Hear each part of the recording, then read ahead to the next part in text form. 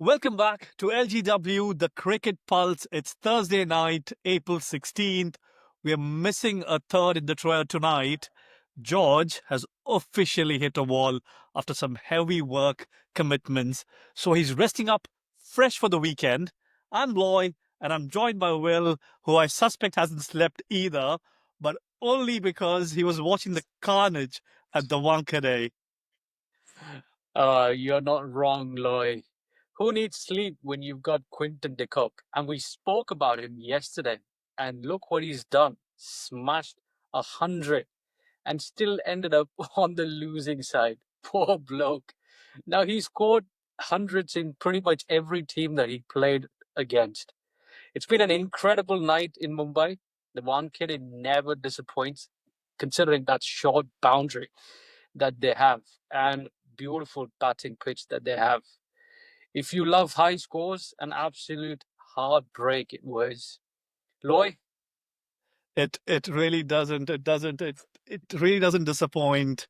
Well, tonight was a tale of two halves. If you look at it, a clinical century from a legend, and an even more clinical chase from a team that is suddenly looking like a title favorite. They were the runners-up last year. They fell short to RCB, but then they're carrying the momentum into this year as well. Let's drive straight into the review of the match. Let's do that.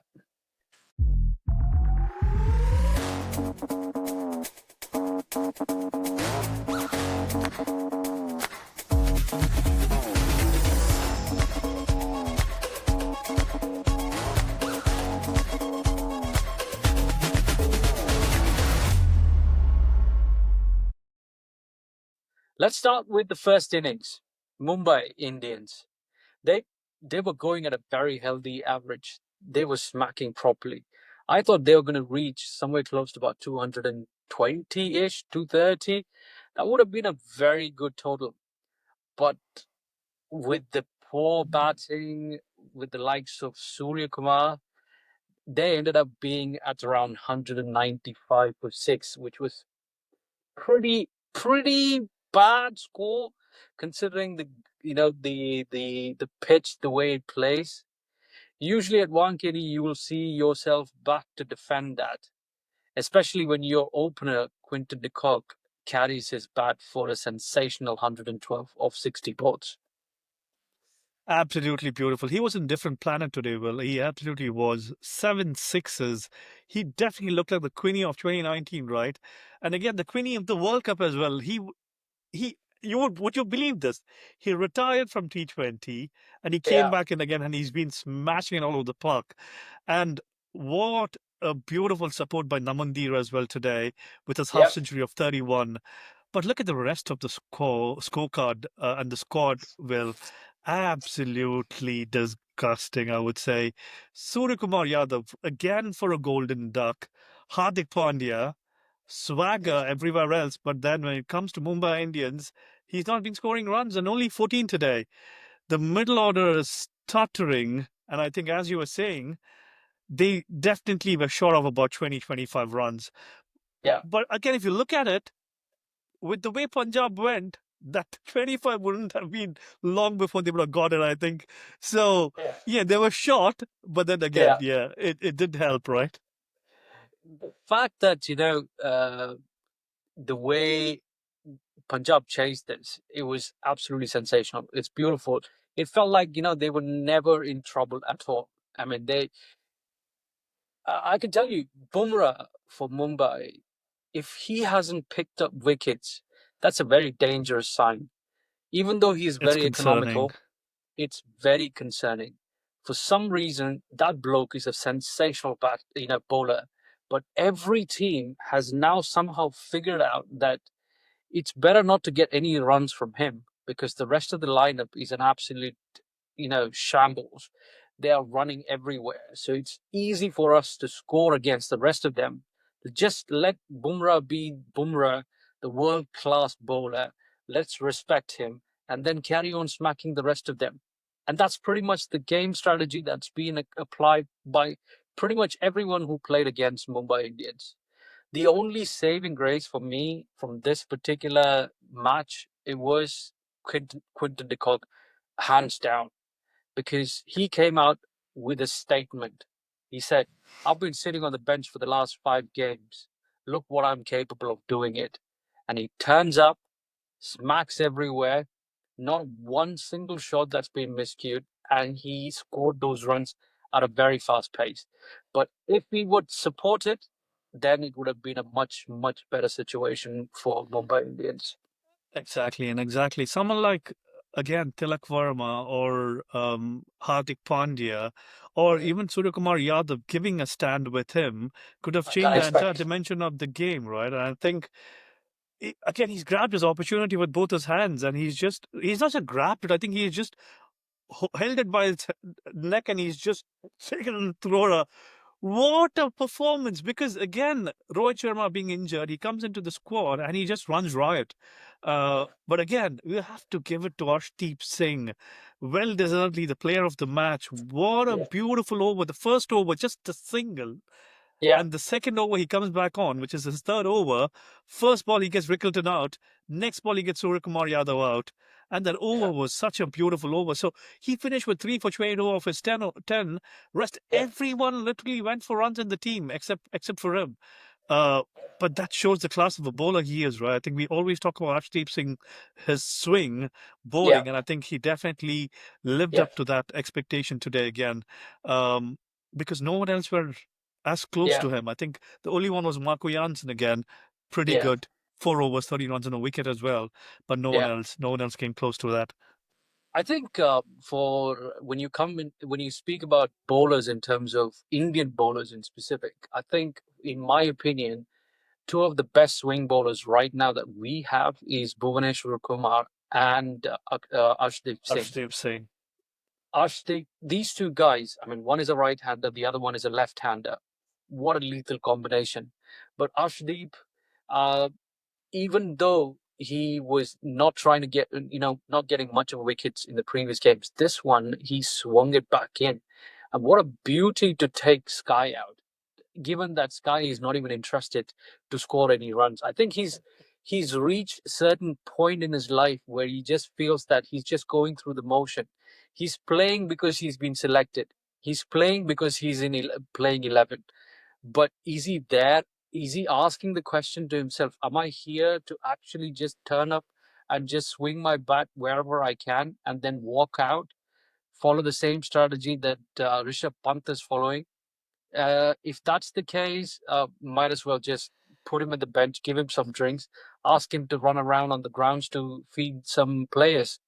But I, and clearly, I the and I man is and I absolutely in a terrible form. I can tell you that. I totally agree with you, Will. Today, I think again, but after this performance as well, we would need, and I think if you look at it, I think the post match press conference, post match presentation, I think Hardik Pandya did mention. I think they'll have to go back to the drawing board and they'll have to look: is it player performance? Is it the group? Is it them as a group not performing? But then I think they definitely need to try and reconsider people like Suryakumar Yadav, who's just not turned up for this. He's had a couple of games, but then again, not match-winning knocks. He had Yeah. to come and he had to stay there. He had to play a knock. And as you told, he's just turning up for the game because he's Yeah. in the 11. I think we need to drop when players like Sanju can be dropped for lack of performance just a few games. Surya Kumar Yadav is just it's been going on for a while, and I think definitely he needs to be dropped. Give opportunities to other people around the team, and make sure that they can come back and perform, and not take their place for granted. Uh, and again, you look at the flip side, right? We've looked at a destroying Punjab Kings chase. They've absolutely bullied MI, and Yeah. what a performance! 198 for 3 and 16.3, and destroying the net run rate. And again, the story of the season, uh, what am Prop I doing? Simran. Yeah. Prop Simran Yeah. Singh, absolute beauty, 80 of 39 balls, and he and Shreyas Iyer just put on it's a clinic over there, it's right? ridiculous the way they went after the Mumbai Indian bowlers. It just makes them, makes Mumbai Indian bowlers look like, the school kids bowling at them. They were just absolutely in a different, mindset. Going back to your previous point where, Hardik Pandya at the post-match, interview where he was saying he needs to go back and, think about what he needs to do with the team.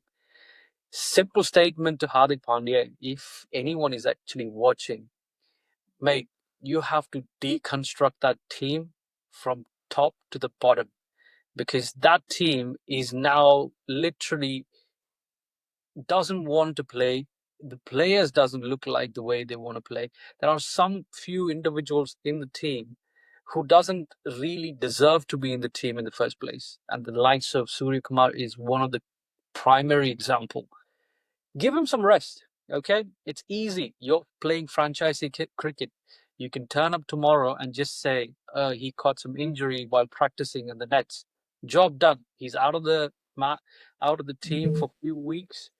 By the time you bring in some fresh blood, fresh ideas, and experiment with few things, and that can actually turn around Mumbai Indians.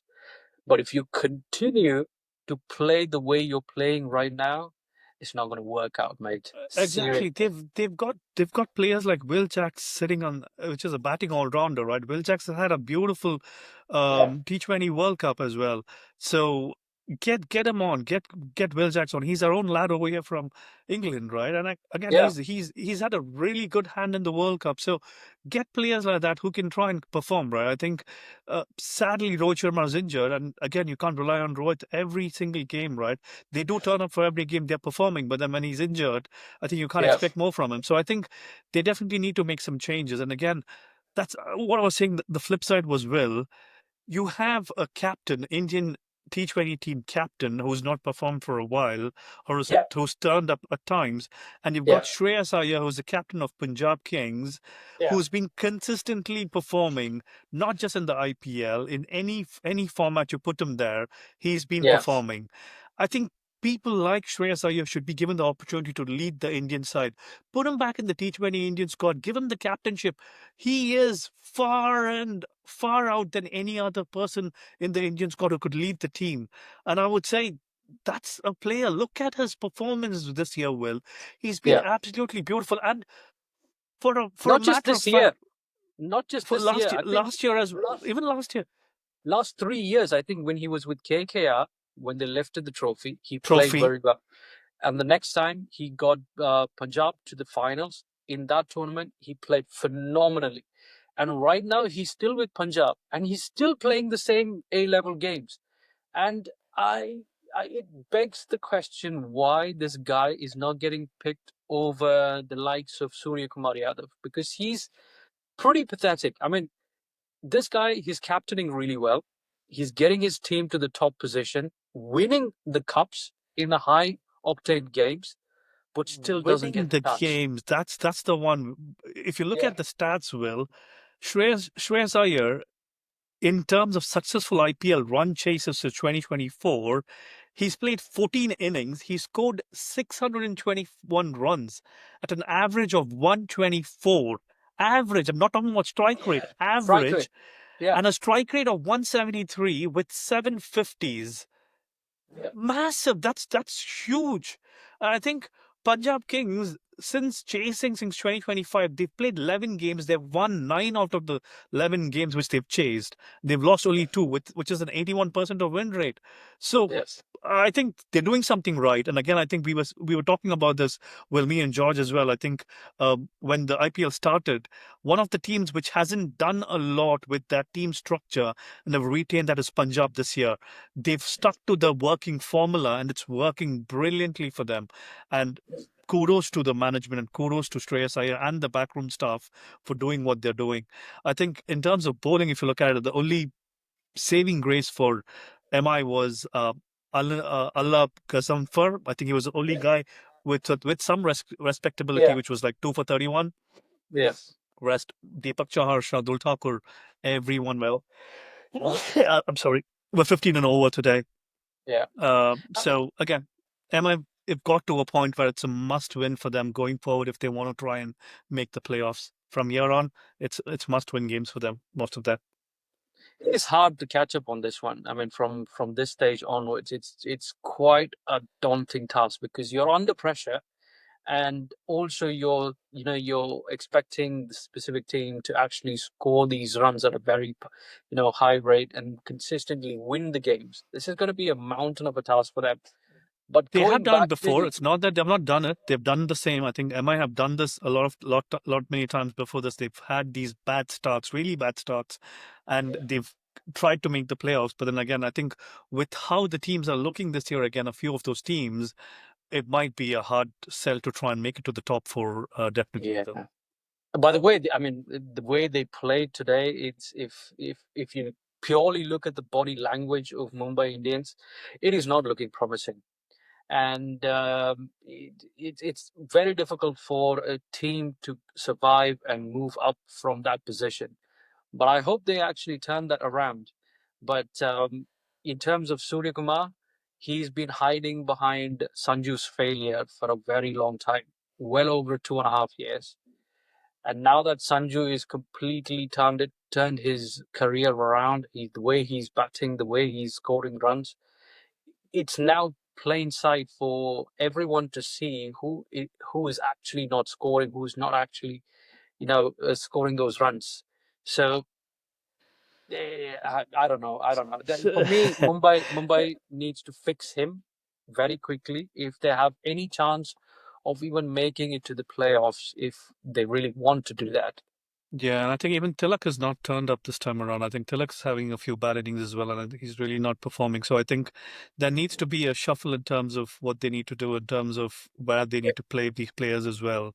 I keep telling And you because Tilak, he's never supposed to be going down the order. He should be one down. So the third batter, he should be coming in there because, see, uh, there is a strategy that worked in the World Cup when the chips were down, when you needed quick runs, and you're still in the power play situation. That's when Tilak excels. He scores fast. He scores run quickly. He's a powerful hitter, but if you're not utilizing him and sending other people above him, then you're not going to get much out of him. Tilak is not 20-30 scorer. He's a big time scorer. So why don't you move him up? mature player with Yeah, good temperament, and I think he needs those opportunities up top. And I think, yeah, anyway, today was a disaster. I think talking about disasters, well, I think we'll have to wrap this up. And the next disaster, which we have to speak about, is KKR versus GT, which is going to be tomorrow. The disaster is not the game, but the disaster is the position in KKR isn't at the minute. they're going Uh, different directions. yeah, the clashes between two teams heading in opposite directions. Shubham Gill's Titans have looked good with the last two wins in a row and look settled, while Ajinkya Rahane's KKR, well, they've lost five on the trot, and they're rock bottom at the moment and desperate to make sure they have a win. A lot of soul searching to do, to be honest. Yeah, yeah. I mean, it's for Ajinkya Rahane, it's about just getting a couple of games in his bags, let alone making it to the playoffs.